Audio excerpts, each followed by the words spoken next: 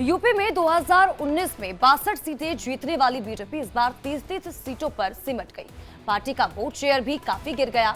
आलम यह रहा कि समाजवादी पार्टी अकेले 37 सीटें जीत गई और बीजेपी सहयोगियों के साथ मिलकर भी 36 सीट जीत पाई। लिहाजा सवाल उठना लाजमी है, क्या बीजेपी की रणनीति कारगर नहीं रही या फिर वो यूपी की जनता की नब्ज नहीं समझ पाई। रिपोर्ट के जरिए आपको दिखाते हैं।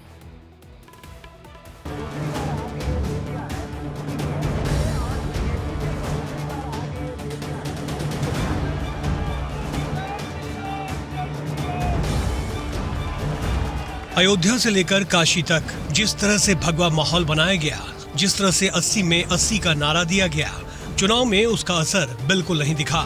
जनता की नाराजगी, महंगाई, बेरोजगारी जैसे मुद्दों से दूरी बीजेपी को भारी पड़ी और पार्टी यूपी में आधी से ज्यादा सीटें हार गई। यूपी की 80 सीटों का चुनाव रिजल्ट देखिए।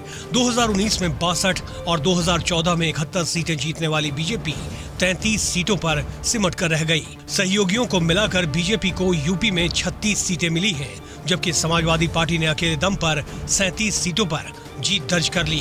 कांग्रेस भी उत्तर प्रदेश में पुनर्जीवित हो चुकी है और एक से बढ़कर 6 सीटों पर पहुंच गई। ये आंकड़े बीजेपी को परेशान कर रहे हैं। लखनऊ से लेकर दिल्ली तक संग्राम छिड़ा हुआ है।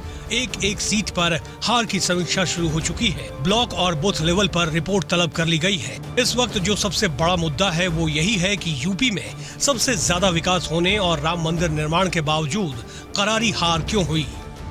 अगर किसी लोकसभा में हमें वोट कम मिले हैं, विधानसभा में कम मिले हैं, तो हम ऐसा नहीं मान सकते कि हमारी सारे फैक्टर वहाँ पे गलत हो गए। ये एक विश्लेषण का विषय है कि हमारे कुछ फैक्टर चले होंगे, सबका फीडबैक लिया जा रहा है। दोनों चीज़ें महत्वपूर्ण होती हैं, ग्लास कितना भरा है और ग्लास कितना खाली है। अगर हम राष्ट्रीय स्तर पर देखें तो हमारे लिए संतुष्टि का विषय है, बड़े गौरव का विषय है कि आदरणीय मोदी जी को तीसरी बार प्रधान सेवक बनने का मौका मिल रहा है और जो विकास की यात्रा देश में चल रही थी उसको और गति मिलेगी। चौतरफा सवालों के बीच योगी सरकार में कैबिनेट मंत्री और निषाद पार्टी के अध्यक्ष संजय निषाद का बयान सुर्खियों में है। संजय निषाद ने कहा है कि भीतरघात की वजह से हार हुई। अति उत्साह जो होता है ना, अति उत्साह होता है और या जो मैसेज था कि नहीं सारे हम जीत रहे हैं, तो जीतने के उसमें रहे कुछ लोग सुस्त हो गए कि भाई वो तो जीत ही रहे हैं, सब सीट जीत रहे हैं तो एक नहीं जीतेंगे। और कुछ लोगों ने उस तरीके से मतलब उदासीनता दिखाई और या सक्रियता नहीं दिखाई, तो उसमें भी कुछ सीटें ऐसी रही जो हार गए। संजय निषाद के बेटे प्रवीण निषाद संत कबीर नगर से चुनाव हार गए। कद्दावर नेता और कैबिनेट मंत्री होने के बावजूद वो अपने बेटे को चुनाव नहीं जिता पाए। संजय निषाद से जब सवाल किया गया तो उन्होंने कहा कि आरक्षण खत्म करने का भय, नेताओं का बड़बोलापन और बीजेपी कार्यकर्ताओं की निष्क्रियता की वजह से संत कबीर नगर में चुनाव हारे।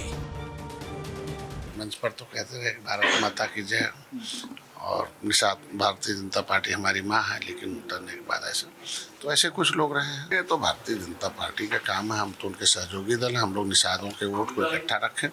हम अब संत कबीर नगर में 535 बूथ निषादों के थे, 505 उसमें जीते हुए हैं, गिन के देख लिए। यूपी में लोकसभा की सबसे ज्यादा सीटें हैं। यूपी से ही दिल्ली का रास्ता निकलता है। यही वजह है कि बीजेपी ने यूपी में सबसे ज्यादा फोकस कर रखा था। भव्य राम मंदिर, हाईवे, विकास के साथ पार्टी ने हर दांव खेला। इसके बावजूद हार क्यों हुई, ये बड़ा सवाल है।